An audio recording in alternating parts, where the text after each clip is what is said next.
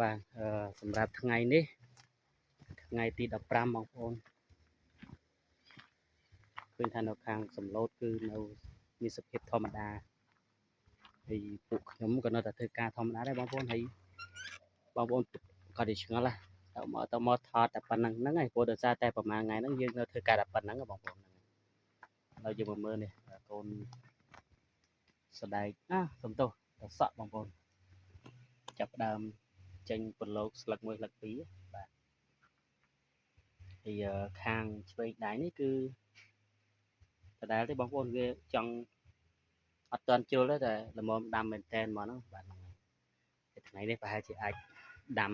បដាបងប្អូនព្រោះសារតែយើងដល់អាយុដែលវាដាំហើយអញ្ចឹងបើយើងអត់ដាំវាទៅជាចាស់ជ្រុលខូចដាំអត់ល្អទេបងប្អូនហ្នឹង